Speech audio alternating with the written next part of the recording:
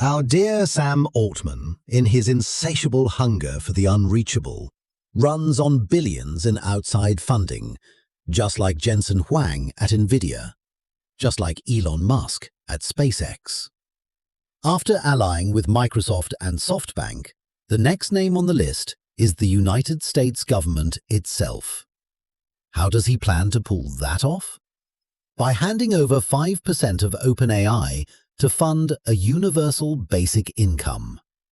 Milton Friedman would be proud of the move, or disgusted, watching the free market get filed away as a utopia, right next to communism.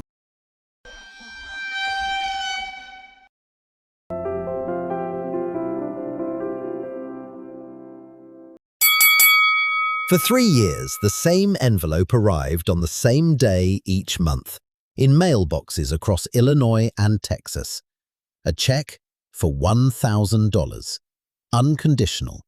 No form to fill out, no caseworker to satisfy. 3,000 people received it. 14 million of the dollars behind it came from one man's personal account. Sam Altman, then still running Y Combinator, before OpenAI existed as more than a shared document. Some recipients were mailed $50 instead, monitored the same way so the difference could be measured. The mechanics were never the point. The measuring was. Every month, for 36 months, that number told him whether the country he was building toward could survive its own automation. It never stopped arriving. Until the study ended and someone had to read what it actually said. The results took years to arrive.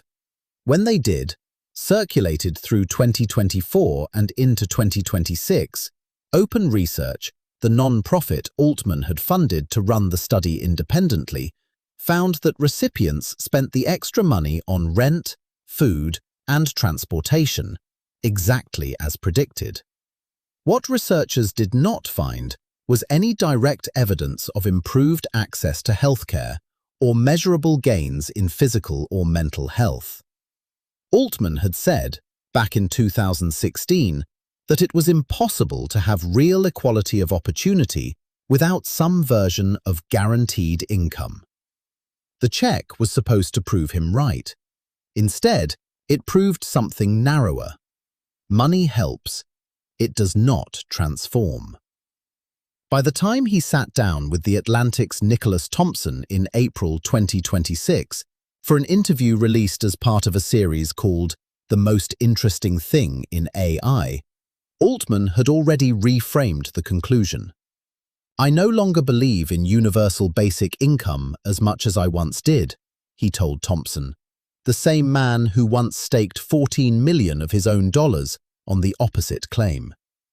This is the causal entry point for everything that follows. Not outside criticism, not a rival's argument, but his own funded evidence, read plainly, forcing the reversal in public rather than behind it.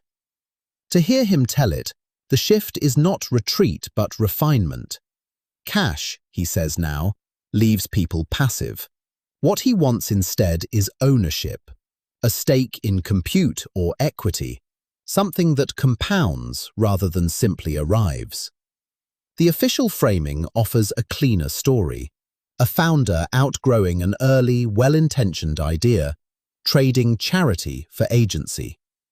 Underneath that language sits a narrower fear, not that people feel passive, but that a distributive formula he does not control might someday decide his company's worth for him. He built the check. He is building what replaces it. No one else builds it. The reversal did not stay contained to one interview. Within days, headlines framed it as a founder disowning the cause that built his early reputation as tech's moral conscience. The same reputation that helped him raise $60 million for the original study and stand before Congress in 2023 as a man untangled from personal profit. Senator Bernie Sanders, pushing publicly for a 50% tax on AI company stock, instead of an experiment in cash payments, needed no better evidence than Altman's own words. What was meant to sound like clarity read, to critics, like retreat under a different name. He has not walked it back, not once, in interviews since. What he has done is keep talking about ownership, compute, equity, something he calls universal extreme wealth, as though the word itself could outrun the reversal underneath it. The check built his reputation as the rare founder unafraid to give money away.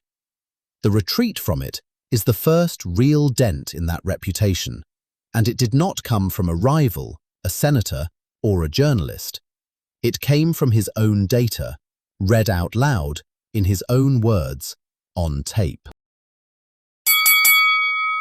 At the G7 summit in Evian-les-Bains on the 17th of June 2026, photographers caught the moment mid-sentence. Donald Trump leaning in, Sam Altman answering. Poolside chairs and security details arranged behind them like set dressing for a conversation that had by then been happening in private for over a year. 2 months earlier, in April, OpenAI had put a name to what they were discussing. A public wealth fund, laid out in a policy paper called Industrial Policy for the Intelligence Age. The paper made a promise.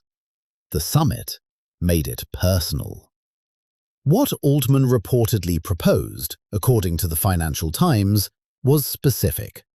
OpenAI would transfer roughly 5% of its equity, worth some $42 billion at its March valuation, into a federal vehicle.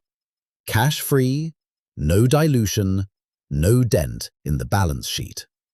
He discussed it not only with Trump, but with Commerce Secretary Howard Lutnick and Treasury Secretary Scott Bessent, separately in the weeks around the summit. The blueprint he cited was Alaska's permanent fund. $91 billion in assets, a dividend paid to residents every single year since 1982. Proof that a state can hold a stake in a resource and simply pass the return along. Other AI firms, he suggested, should do the same. 5% each, a shared donation, arriving through separate doors. The public pitch is generosity, extending AI's upside to citizens who own none of the infrastructure producing it, before the wealth concentrates somewhere they can't reach. There is a real version of that argument. Alaska's model has worked, quietly, for 4 decades. But the framing skips a detail Altman himself supplied 2 months earlier. Cash, he'd said, leaves people passive. Ownership is what gives them agency. Here, agency belongs to nobody in the room receiving the check. The stake's size, its governance, its voting rights. All of it decided in meetings the public will read about after the fact, never inside them. The backfire arrived from both directions at once. Bernie Sanders, already pushing a bill to seize 50% of AI company stock outright, needed no argument beyond the number itself. 5, next to his 50, made the gesture look like a rounding error dressed as generosity. Meanwhile, Anthropic, asked directly, had not agreed to discuss a government stake at all. And without matching contributions from rivals, OpenAI's 5% stopped looking like an industry standard and started looking like one company's insurance policy, purchased from an administration it needed on its side. Nothing here is finalized. No governance structure exists. No other AI company has signed on. Any formal transfer would require an act of Congress that has not been drafted, let alone scheduled.